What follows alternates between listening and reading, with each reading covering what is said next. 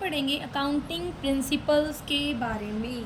हमें पता है कि जो हमारा बिजनेस होता है उसमें है ना बहुत सारे लोगों का इंटरेस्ट होता है, like is creditors, bank, insurance company, employees, investor, tax department. क्योंकि देखो, एक क्रेडिटर का इंटरेस्ट इसलिए है, उसने आपको उधार में सामान बेचा है तो वो ये देखना चाहता है कि भाई मुझे मेरा रिटर्न टाइमली मिलेगा या नहीं, पैसे मिलेंगे या नहीं। बैंक ये देखते हैं कि मैं अगर लोन देता हूँ आपकी ऑर्गेनाइजेशन को, किसी को भी, क्या उससे मुझे मेरा लोन वापस मिलेगा। इंश्योरेंस कंपनी देखती है सिक्योरिटी के लिए, भाई की प्रीमियम टाइमली मिलेगा या नहीं। एम्प्लॉय वेजेस देखते हैं। इन्वेस्टर देखते हैं कि मुझे टाइमली मेरा पैसा जो मैंने लगाया इन्वेस्ट किया है उसका रिटर्न मिलेगा या नहीं। टैक्स डिपार्टमेंट देखता है कि जो भी ऑर्गेनाइजेशन है वो टैक्स पे करेगी या नहीं। शेयर होल्डर डिविडेंड देखते हैं। गवर्नमेंट देखती है रूल्स रेगुलेशंस को।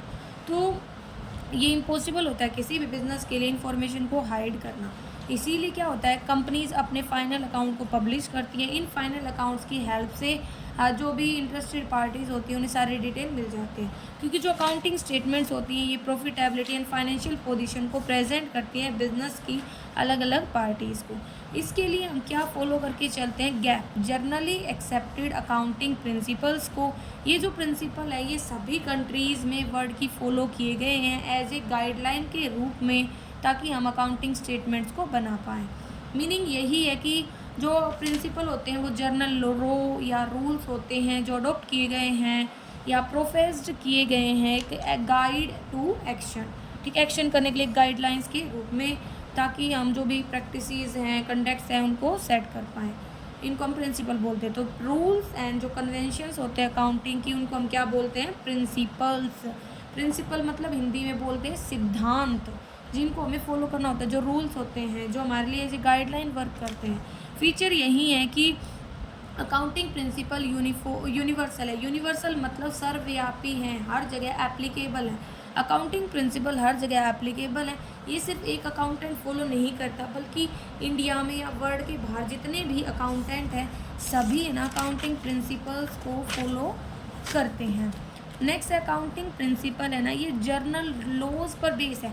Accounting principle are based on general laws. General laws जो सामान्य कानून वगैरह हैं, ये जो प्रिंसिपल होते हैं ना तो कम्प्लीटली फिक्स्ड हैं, मतलब सर्टेन है, लाइक वही जैसे साइंस में, फिजिकल और केमिकल साइंस में रूल्स होते हैं ना वैसे, बल्कि हम इनको वेरीफाई करते हैं भाई हमारी प्रैक्टिस के थ्रू, हमारी मतलब रिक्वायरमेंट के अकॉर्डिंग। जर्नल एक्सेप्टनेस इन प्रिंसिपल की वो किसके द्वारा की जाती है, अकाउंटेंट के द्वारा। ये एक्सेप्टनेस के अकॉर्डिंग ही डेवलप किए जाते हैं। नेक्स्ट फीचर है कि अकाउंटिंग प्रिंसिपल है ना वो आर्ग्यूमेंट और एक्सपीरियंस से जनरेट हुए हैं, क्योंकि कहता है कि जो अकाउंटिंग प्रिंसिपल है ना तो उनको हम चेक कर सकते हैं वेरिफिकेशन से, ना ही रिटर्न लॉ से। ये ड्राइव हुए हैं रिक्वायरमेंट के अकॉर्डिंग, नेसेसिटी के अकॉर्डिंग, एक्सपीरियंस के अकॉर्डिंग एंड आर्ग्यूमेंट के अकॉर्डिंग, ठीक है। और जो हमारे ये प्रिंसिपल है इनको ना जो भी हमारी सराउंडिंग एटमॉस्फेयर है वो अफेक्ट करके चलता है। इसमें आती है economical, social, physical, political atmosphere. तो टाइप्स ऑफ अकाउंटिंग प्रिंसिपल की बात करें तो 3 प्रकार के हैं, basic concept of and conventions या बेसिक कंसेप्ट और अजम्पशंस, बेसिक प्रिंसिपल्स और मॉडिफाइंग प्रिंसिपल। बेसिक जो मतलब है ना फिक्स है, जिनको बदला नहीं जा रहा, मॉडिफाइंग होते हैं जिनको हम बदलते रहते हैं, ठीक है। तो टाइप्स क्या क्या हैं, तो अकाउंटिंग जो प्रिंसिपल है उनको हम अलग अलग नाम से जानते हैं, कंसेप्ट्स, कन्वेंशन, अजम्पशन, पोस्टुलेट्स वगैरह।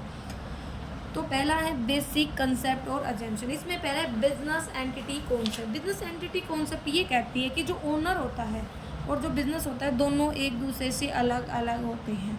जो एग्जिस्टेंस है बिजनेस का उसको हम ओनर से अलग मानते हैं, जो ओनर होता है बिजनेस का उसको हम बिजनेस से अलग समझते हैं, क्योंकि जो ओनर होता है उसको हम एक क्रेडिटर की तरह कंसीडर करते हैं, क्योंकि जो बिज़नेस वो पैसा लगाता है वो बिज़नेस के लिए एक दायित्व का काम करता है।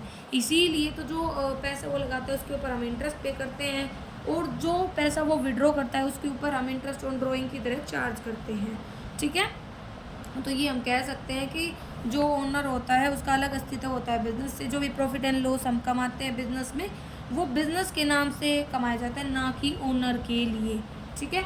इसीलिए ये कह रखा है जैसे कोई बिजनेसमैन है उसकी जो भी हाउस प्रॉपर्टी है, कार वगैरह है, वो सब अलग से मेंटेन किए जाते हैं बिजनेस से। अगर एक से ज़्यादा बिजनेस है तो दोनों के अकाउंट वगैरह भी अलग से मेंटेन किए जाएंगे।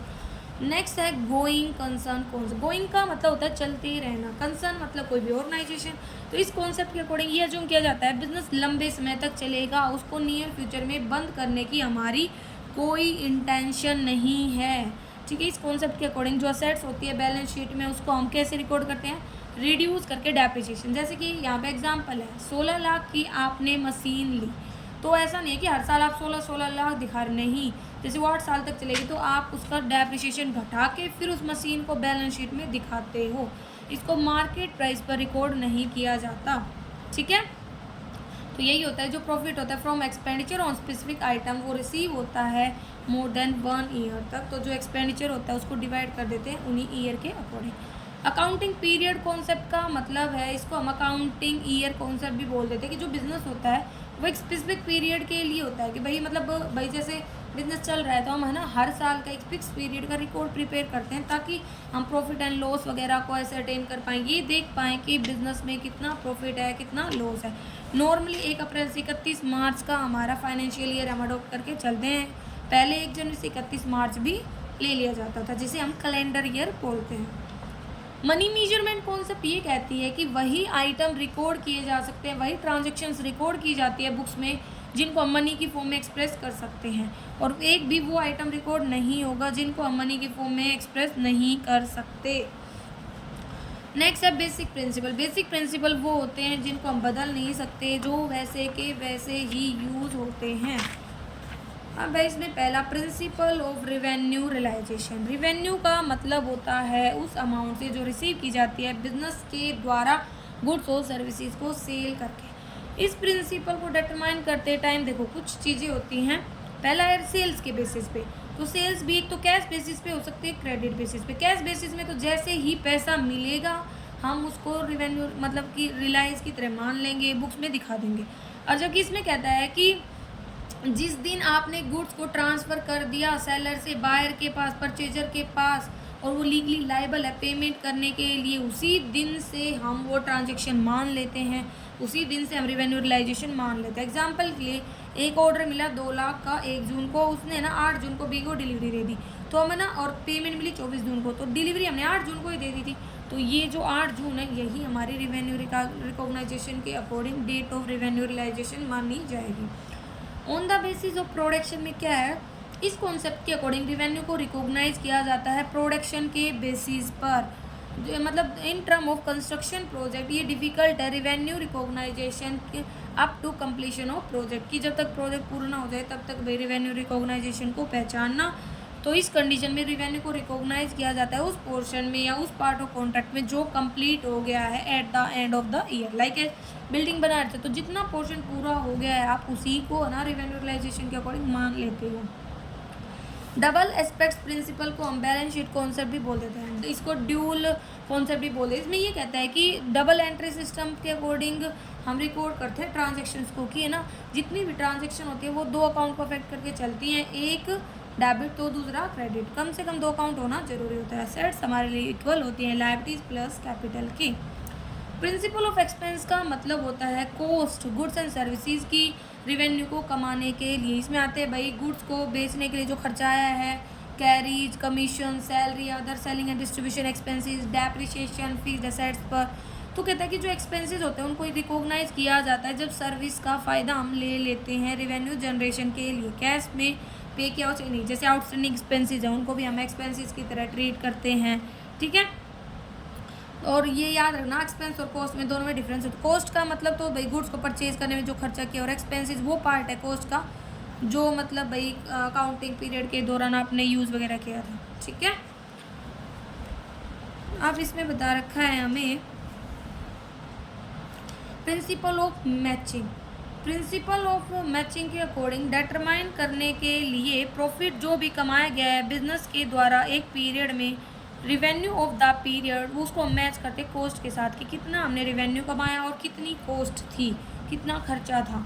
जो प्रॉफिट है उसको हम कैसे निकालते हैं, रिवेन्यू में से एक्सपेंसेस घटा करके। तो इसमें क्या क्या है भाई देखो, अगर कोई भी रिवेन्यू है वो इंक्लूड कर रहे हैं प्रॉफिट एंड लॉस अकाउंट में, तो जितने भी एक्सपेंसेस है ना वो भी इंक्लूड करेंगे। ठीक है, चाहे पे किए हो चाहे ना किए हो। अगर कोई एक्सपेंसेस है वो पे किए गए थे अकाउंटिंग पीरियड में, लेकिन जो रेवेन्यू है वो नेक्स्ट ईयर जनरेट होगा, तो ये इंक्लूड होगा नेक्स्ट ईयर में ही जिसमें रेवेन्यू जनरेट होगा। जैसे कि prepaid insurance premium, prepaid expenses, हम फाइनल अकाउंट बनाते हैं तब इनको लेस करके दिखाते हैं ना।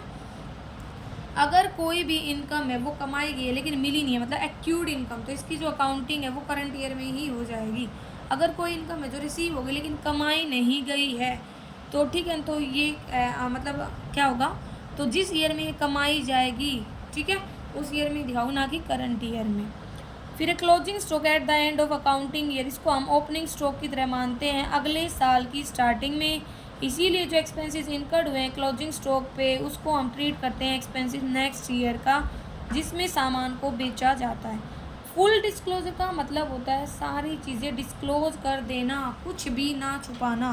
तो इस प्रिंसिपल के according accounting books and financial statement में जितनी भी इंफॉर्मेशन होती है वो फेयरली प्रेजेंट की जानी चाहिए, ताकि जो अलग अलग पार्टी जो इंटरेस्टेड है हमारे बिजनेस में उन्हें सही इन्फॉर्मेशन मिले, कंप्लीट इन्फॉर्मेशन मिले। तो कहता है कि फाइनेंशियल स्टेटमेंट बनाने के लिए कंप्लीट जो अमाउंट है इनकम एंड एक्सपेंसेस की, वो कहता है कि शुड नॉट, वो पूरी तरह डिस्क्लोज नहीं होनी चाहिए, बल्कि कहता है कि डिस्क्लोज की जानी चाहिए अलग अलग आर्टिकल्स में बांट, लाइक मैन्युफैक्चरिंग एक्सपेंसेस को अलग, एडमिनिस्ट्रेशन को अलग, सेलिंग को अलग, अदर एक्सपेंसेस को अलग, ठीक है। फिर बात आती है मॉडिफाइंग, जिनमें हम बदलाव कर सकते हैं नेचर, साइज, सिचुएशन के अकॉर्डिंग। प्रिंसिपल ऑफ मैटरलिटी इसका ना एक्सेप्शन है, इसमें ये कहता है सिर्फ वही फैक्ट्स को हमें ना डिस्क्लोज करना चाहिए जो बिजनेस के लिए ज़रूरी है, जो ज़रूरी नहीं है उनको नहीं करना चाहिए, ठीक है, उन फैक्ट्स को इग्नोर करना चाहिए जो काम के नहीं है। If these facts are accounting then financial statement है वो मतलब अगर हम ऐसे फैक्ट्स को इंक्लूड कर लेते हैं जो इंपॉर्टेंट नहीं है, तो वो हमारे अकाउंट्स अनअरेंज जैसे फील होंगे।